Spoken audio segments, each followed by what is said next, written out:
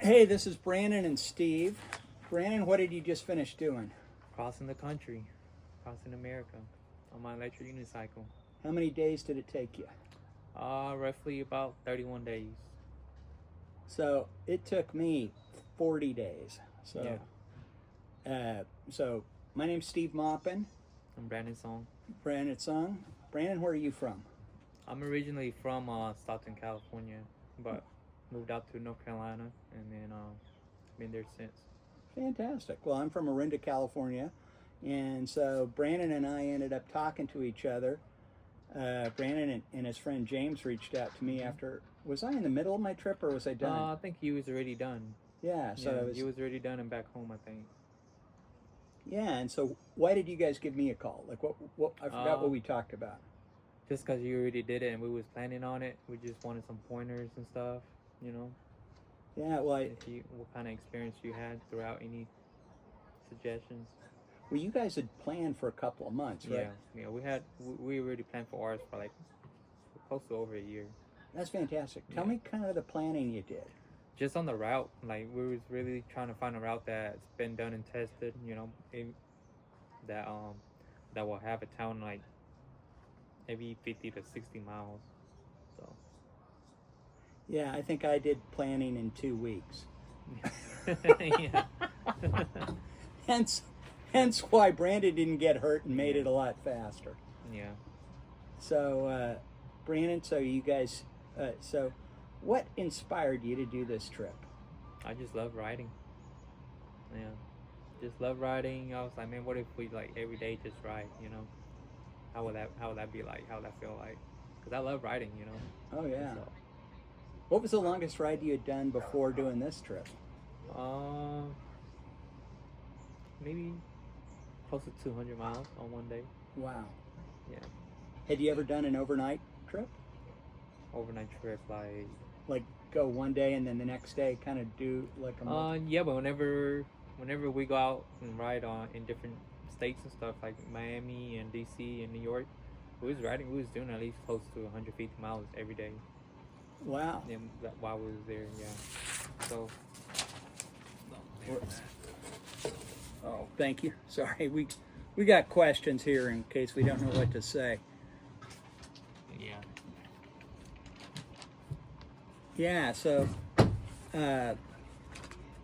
you guys were inspired. So you've been riding unicycles for like since 2001, right? Or No, I've only been riding for about 2 years. So 2 years? yeah. Yeah.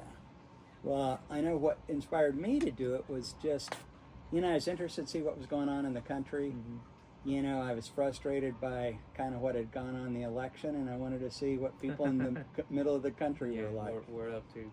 Yeah, and I thought my plan was try it. You took a defined route Yeah. that was bicycle oriented. Was that Yeah. correct? Yeah. And so I wanted to. My only goal was to go through Colorado, Utah, and Nevada, and then cut through Kansas because my family was from there. And then after that, I didn't really have a plan. Oh, really? No. I kind of knew I wanted to go Yeah. through Kentucky because I had seen you always see those shows, television shows like Justified that have, the Mm-hmm. hillbillies and the crazy people at it. So I just wanted to see what Yeah. that was like because my family's originally from Kentucky. Oh, really? Yeah, and so it was just kind of fun. Now, you actually, so on your trip, you started with someone, and then what ended up happening? Tell me kind of the story on Well, my motherboard blew, so we had to wait on parts. And at that time, we was maybe already 5 or 6 days into it. And James at that time I guess it was just too much riding for him, more than he expected. Because we was doing like more than 150 miles a day. And I think it would just wear him out quicker than he thought. So it. Yeah, it's brutal. yeah, it can be brutal. Yeah. Where did you feel it the most when you were riding? My shoulders. Yeah. Yeah, my shoulders, and then that's mostly about it. Just my shoulders, because I sit down most of the time, so my feet doesn't hurt or anything like that. Yeah, I found like the first few days my neck and shoulders hurt a lot. Yeah. And so that's cool. So you started out, and then 4 days in, you realize you're going to be doing it by yourself. What was that like Yep. for you? It was scary at first, you know, because you're gonna be on the road yourself, and me and James were splitting up the planning and everything between us. So now it's just all me, you know. So And financially, it had to be all yeah, on you too. yeah. So it was a little bit rough at first, but then, you know, it kind of worked out, I guess you could Good. say, in its own ways. Fantastic. Now, were you guys thinking of camping first? We was at some point was gonna plan on camping too, just to save our money, but then when we first started, we just always got a hotel because we always got done with the end of the day at late. You know, it would be like past 9, it would be dark already, or there was some point where we didn't even get to the hotel or where we was gonna stop at until like 12 at midnight. You know? Yeah. Yeah. Now, let's see. We've got a bunch of questions here. What surprised you about the landscapes and the towns you passed through? Oh, just how different it can be from state to state. You Yeah. know, even just county to county. Yeah. Yeah. Give me an example where you saw big differences. Right when you're done with I want to say Kansas and then going on over. Yeah, you can completely tell a difference. It's like they're completely different worlds, Yeah. Kansas and Colorado. Yeah, it is. Once you get into Colorado, it's completely different. Yeah. And you can tell. I know for me, I thought Kentucky was pretty dramatic. Western and Eastern Kentucky. Western Kentucky was super rich. Eastern Kentucky super poor. Yeah, I didn't go through Kentucky at all. Now that I think about it, yeah. And I thought West Virginia was just incredible. Was it? Oh yeah, just because of the poverty, the difficult landscape. Like, Yeah. there are no stores for people to buy stuff. Yeah. There's nothing. Yeah. Yeah. They Yeah. have to drive some distance. Oh God, yeah. So I just thought, like, gosh, what a hard place. But that to me was what was most surprising. Did you ever want to quit? Not really. There were some points where I was like, what am I doing out here? You know? Where was it? Where did you have that the most? Just my hard stretches, like when I was that stretch that I did to get out of Colorado into Utah. That's got to be one. And then when I was on a lonely road, it wasn't too bad. But then that last stretch that I did on that road, that I had to go with one charge. Yeah, that was a long day too. Yeah, Brandon's talking about Highway 50. So Yeah. that is, it's called, the name of that highway is the loneliest highway in Loneliest road in America, or something like that. Yeah, and it's just straight across Nevada, 2 lanes, sometimes good shoulder, sometimes bad Yeah. shoulder, windy, just a desolate place. Yeah. But I made it through, so. Oh God. So where a big day for me was like 160 miles. Like that was like the biggest day.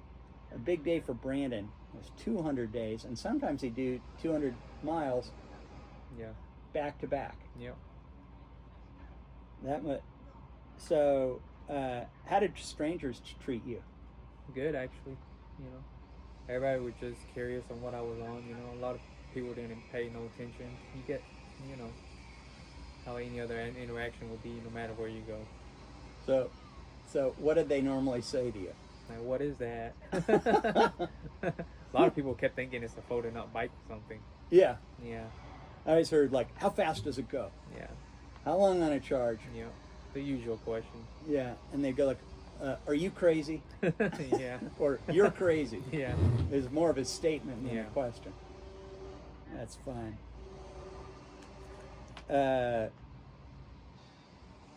Let's see.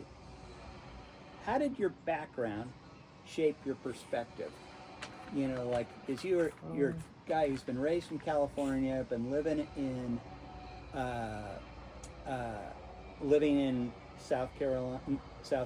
North Carolina, and you know, how did your background affect it? Not much, I would say. I mean, everywhere I went, I still feel like some part of me was still at home. You get what I mean? Like, Yeah. everything still felt at home.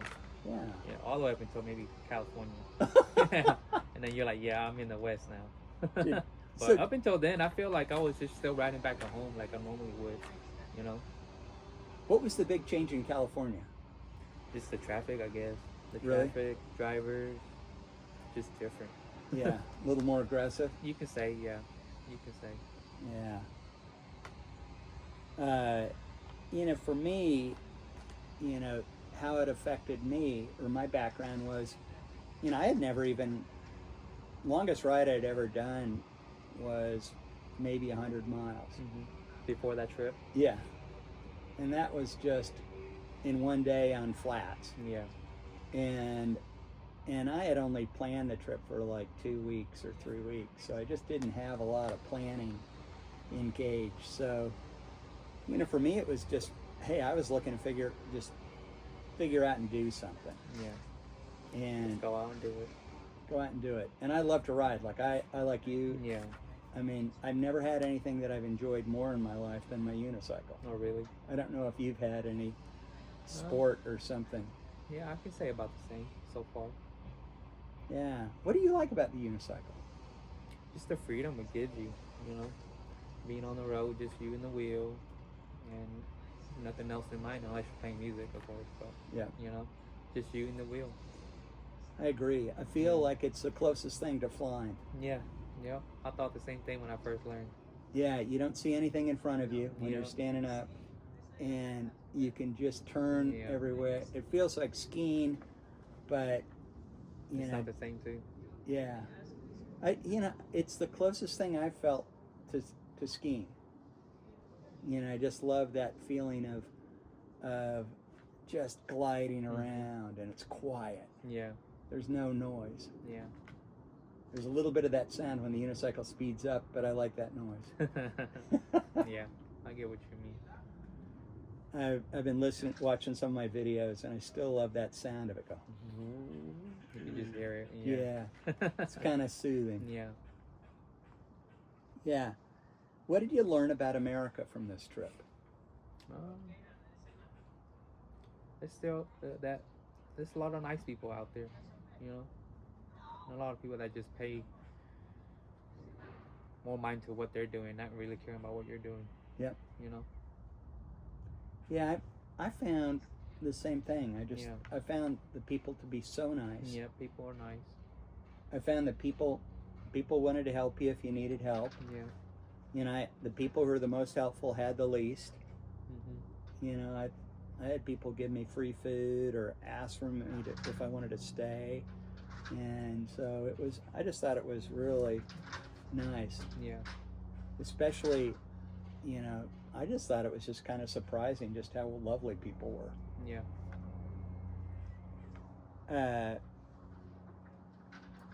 What was the weirdest thing you saw on the road or on the trip? I don't know.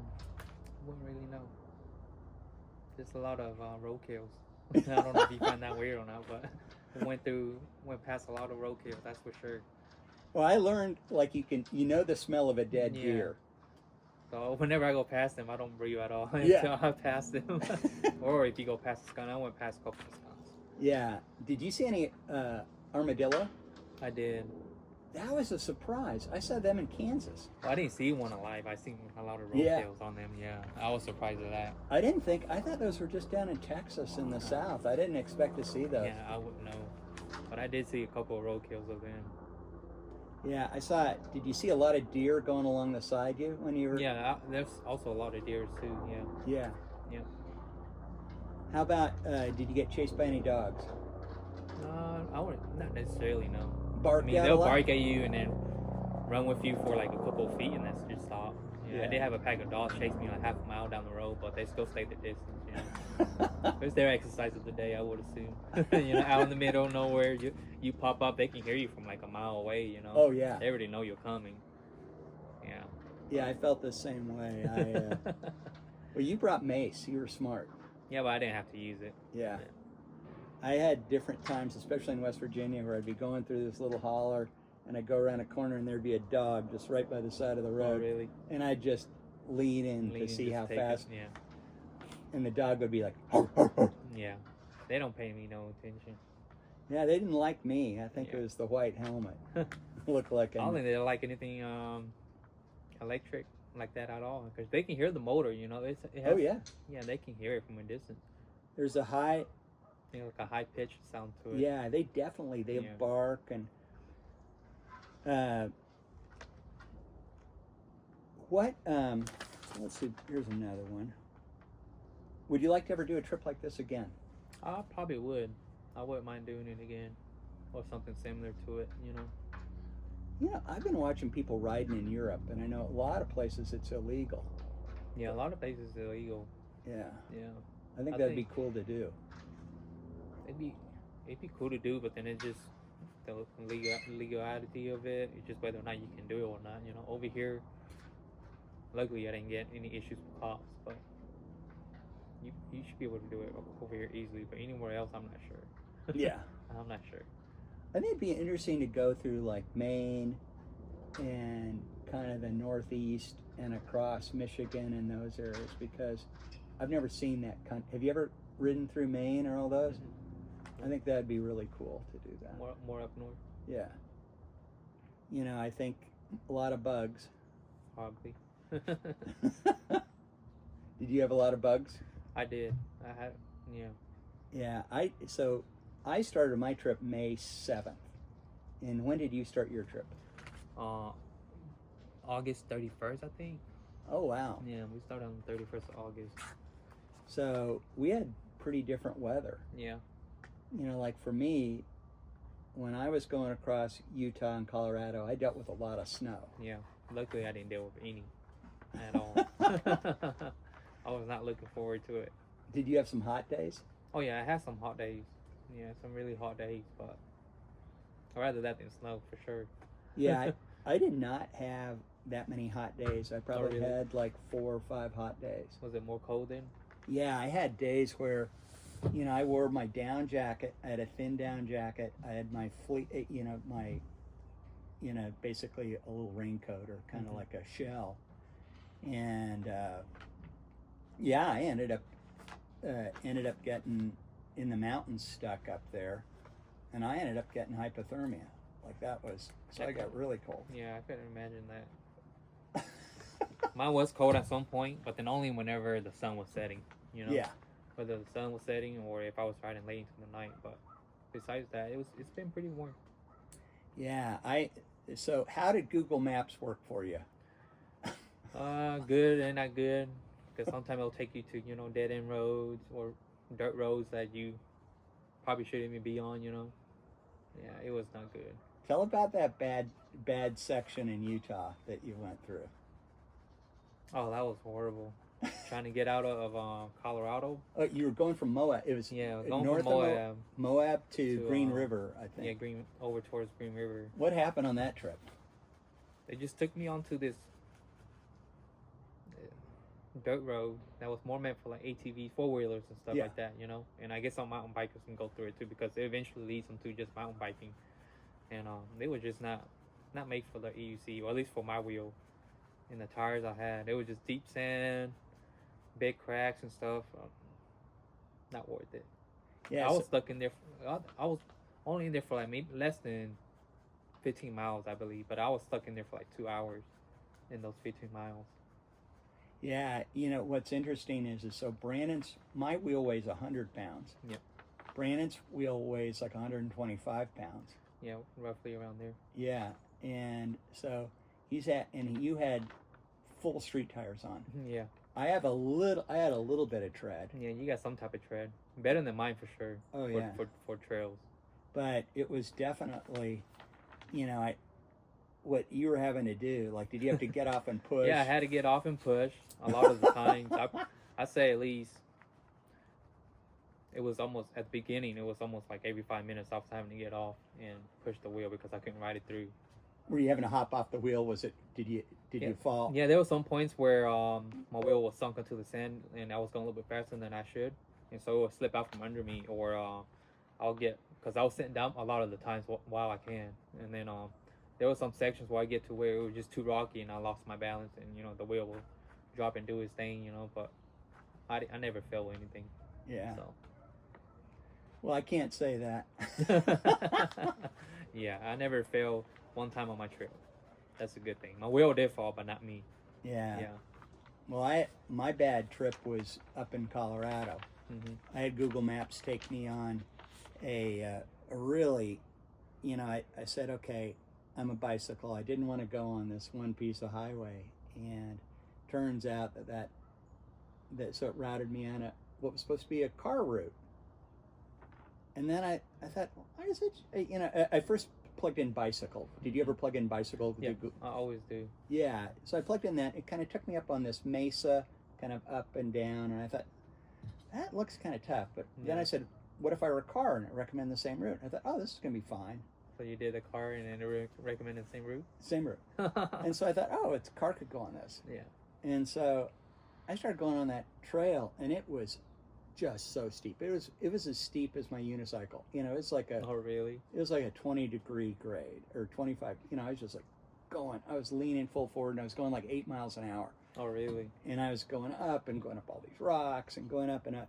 And then I finally, and I left at like 3:30 in the afternoon, and so by the time I was getting up there, the sun was just starting to set, and I was up at like 9,000 feet at that time.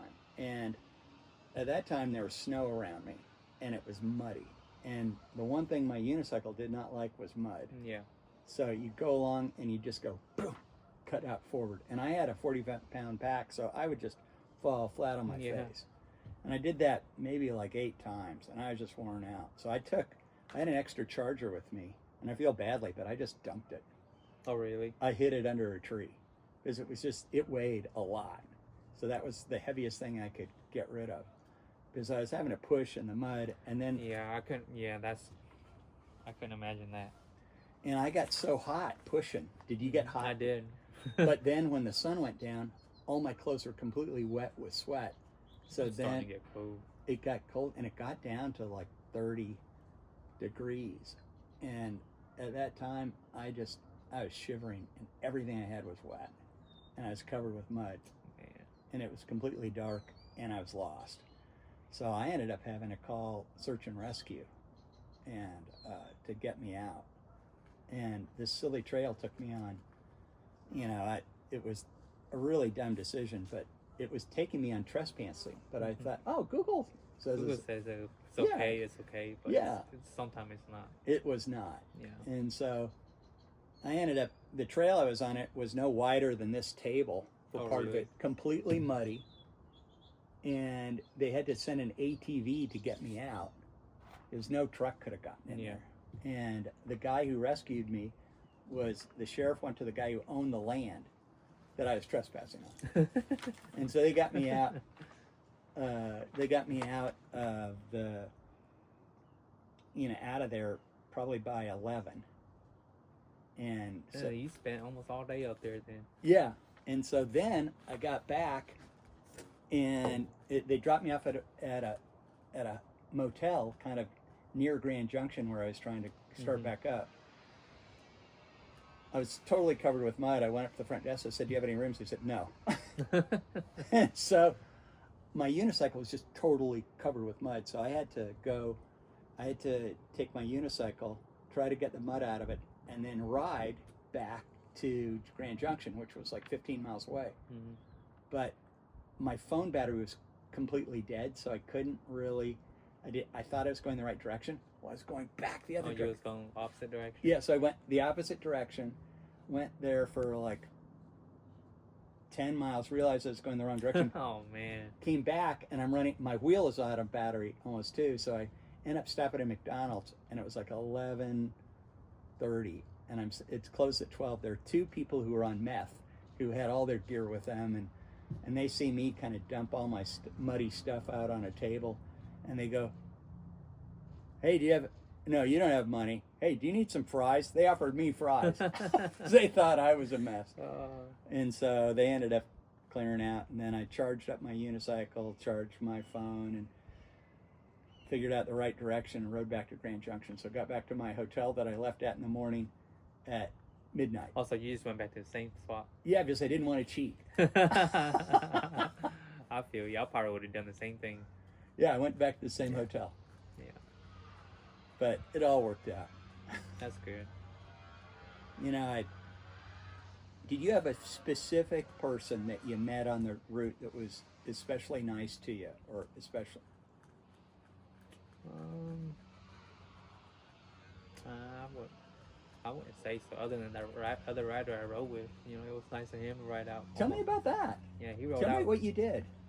Oh, he just contacted me on Facebook because he seen because I was posting it daily on Facebook. So he just messaged me, told me if I was passing through close to him that he'll come out and ride with me. And it just so happened my town that I was stopping at that day is where he stays at. Oh, fantastic! Yeah, so he was able to join me the next day until I left. I forgot what state that was because I was only in that state for one day. Were you in Illinois?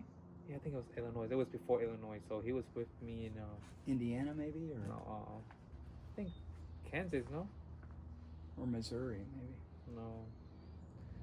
I'm pretty sure it was Kansas where he met me. Oh wow! Yeah, and he rode with me all the way to let me check. Yeah, it was Kansas, and he rode with me. He rode with me from Kansas until I got into was it not Colorado, but was it Colorado? Oh, he rode with me Kentucky. Yeah. Yeah, I did go through Kentucky. Yeah, so he reached out to me to want to ride, Mm-hmm. and I didn't know where I was going. You know, Yeah. like, you actually had a route. I didn't. So Yeah. I was like, hey, I don't have a route, so I can't help. Yeah. I have no clue where I'm going to be that night. I had a general idea where I was going to end up every night. It was just in case if, like, for whatever reason I couldn't make it there, Oh, really? Yeah. Yeah. The ones that I planned out the western stops because I knew, like, I was worried that they'd be sold out. Oh, really? Like Austin, that was one. You ended up staying there, Mm-hmm. but it was the same thing. Like, there's only one or two. Yeah. Not a many lot of options. hotels. Yeah. And then Border Inn was full for you Yeah. in Nevada, and I ended up having it. That was open, but I thought that was nice. I had some funny people. Like, I ended up meeting some relatives that I didn't even know I had. Oh, really? Yeah, I was in Kansas, so Huh. I ended up going to this little convenience store gas station, and the lights. There was a light on the back, but it was Sunday, and so I jiggled the door, and the lady said, "Oh," it came and unlocked the door and said, "Hey, we're not open, but what do you need?" I said, "Well, I want to just buy a Gatorade or whatever, and can I charge?" And she said, "Sure. What are you doing?" And so I started telling her and talking to her, and she goes, and I said, "Here's my business card," and I handed it. She goes, "Oh, this makes sense." I said, "What do you mean?" She goes, "Well, you're a Moppin." And I go, "Yeah." She goes, "You talk a lot, just like Tom Moppin, who lives the next town over. We went to grade school and high school together." And so I said, "Oh, that's kind of interesting." So I went across the street. There was a little cafe, and I wandered in there and was hanging out as charging. And she runs in with a phone, and she says, "I got Tom Moppin on the phone." And so I pick up the phone, I start talking to him, and he goes, and he has an accent like this. He goes, "Hey, I don't know what you're doing, but my mom told me that if anyone named Moppin came through town, you had to talk to him at least. I'm real busy. I don't have time really to talk with you." Half an hour later, we finally get off the phone. And then he says, "Why don't you just come by the ranch? I'm putting away hay. I don't have time really." So I go by the ranch, and I pull up there. 3 hours later, he took me on a tour of the whole place and everything. Oh, got to ride in his ATV. We saw cows. He gave me, just so nice. That's awesome. I met, and it turns out we're related. Oh, really? Yeah, we pulled out our genealogy, and we're related. And so I ended up talking to him throughout the trip, and it was really nice. That's nice. Yeah, and met his son and stuff, and I've invited them to come out here. Oh, really? And then I was in Kentucky in a tiny little town, and this was in the rough part of Kentucky. And I go into the convenience store and talk to this young woman, and once again she says, "What are you doing?" I said this. She goes, "Oh, you need to talk to Joe." And I said, "Joe? Who the heck is Joe?" And she goes, "Oh, he's done what you do, but he's done more of them." I was like, "Yeah." And I just thought, but he's an old man. And I just said, I thought, okay. And so I went outside and talked to these guys with Trump hats on, drinking beer out of the back of a pickup truck, and they made fun of me, and I talked with them and stuff. And so then up walks up this old man. He goes, "Hey, my name's Joe Bowen. I've crossed the country 3 times on a bicycle and 1 time on stilts. And I'm in the Guinness Book of World's Record. I want to talk to you. And so we sat and talked. And he had restored this house. It's the nicest house I'd seen in all of eastern Kentucky. And his whole interest was revitalizing this town called Hazel Green. And he was doing all these things to help kids there, doing all this stuff. It's really amazing. And so I'm now working with him. We're trying to figure out what we can do to fix up this town. Nice. And it's been really fun. But once again, he wanted me to stay, wanted to give me food, you know, same type of wonderful person. And this guy's amazing. So I'd say that the most meaningful part of the trip was meeting him, because I listened to all the stuff he's doing to help other people. And he's 82. Mm-hmm. And here I am 64 or 63. And I'm not doing as much as he's doing by far. Mm-hmm. So it made me realize, like, I got to be a better person. So it was just that was pretty cool. Cool experience. Did you have any interesting conversations? Not really, nothing like that. Nothing like that. Because a lot of the times, whenever I do stop, I'll just run into the gas station real quick, grab me my drinks and stuff, you know, and then I'm out and gone, you know. Yeah. So Well, I guess I don't give people enough opportunity to talk to me. well, you're more of an introvert than me. Yeah. I talk too much. I feel sorry for Brandon. He's been visiting. No, you're fine. And I've been bugging him, talking to him. Oh, you're fine. I really appreciate you letting me stay here for the time being. Well, one of the things that's been really sad is, like, I ended up getting hurt about a month ago. So I had shoulder surgery. I have to sell my unicycles, and I have not gotten to ride with Brandon at all. Yeah, that sucks. We went for kind of a ride yesterday. Yeah, we kind of rode together yesterday. You think about it. I mean, he was in the car, but then we were still riding together. Yeah. I knew in the back of my head when we was taking those roads, I was like, I bet Steve wish he was on the one on his EUC instead. Oh God, yeah. No, I just took Brandon on all of some of my favorite little trails. In my next life, I'm gonna see Brandon in North Carolina, and I want to ride his trails. Yeah. He's a very good rider, very smooth, good turning. I think I'd go too slow for him. So. Oh no, I think you'll be fine. So, well, Brandon, I really appreciate, one of the really most valuable parts of the ride has been the people I've met through it, and meeting you, and has been really neat about this, because it's kind of neat that we did the same ride. Same ride, 2 different backgrounds, Yeah. different parts of the world, technically, But I think what's funny is we both had the same stupid idea. Yep. And around the same time. Yeah.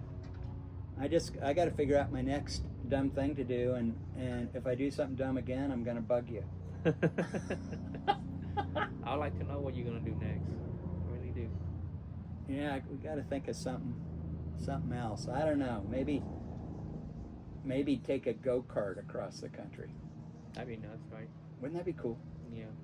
Yeah, they make go-karts that go as fast as Formula 1 cars. Yeah, I bet they do. We could get in real trouble then. Yeah. I think it would be hard to fall off a go-kart. Yeah. Because they're real low. Yeah, you wouldn't fall off, but it'd be hard for people to see you. Yeah, sure. Well, maybe that's our next thing, a go-kart. Or a mobility scooter. Steal them from Walmart. Go from one Walmart to the next. You'd be surprised. A lot of times, I guess it was just towns I was passing through, there was literally no Walmarts. No, it's just Dollar General. A lot of Dollar Generals, that's for sure. Yeah, a lot And of Family Dollar. Yeah, and Family Dollar, but no Walmart. And Maverick. Did you see a lot of the Maverick stores? Their gas stations, or? Yeah, I've seen a lot of different gas stations. Yeah. Yeah. I ate a lot of gas. What kind of food did you eat the most? Just junk food, fast food. Yeah. Yeah. I ate a lot of Mexican food. Did you? Well, it's just like that was the only restaurant that was kind of around. Yeah, they're everywhere too.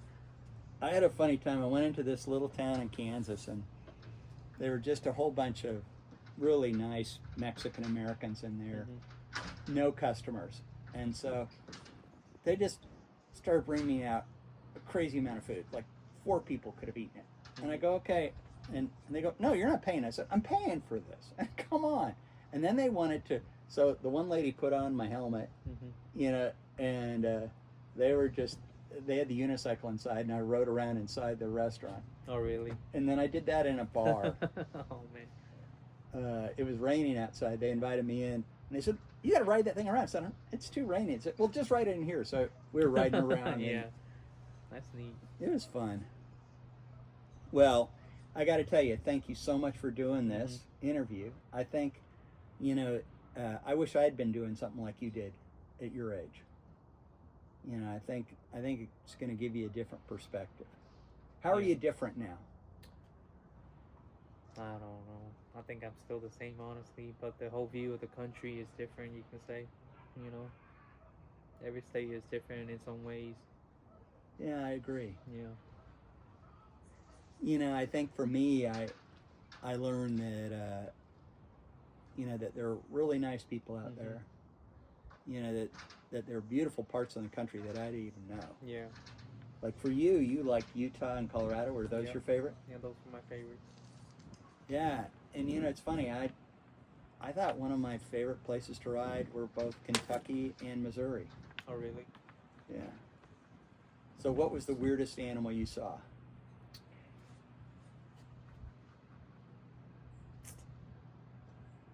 None, really. None I ain't never seen before. I saw a snapping turtle. Yeah, I didn't see that. And then I had an antelope run by me. Antelope? Yeah. I didn't get that too. I just saw mostly deers, and cows. That was it.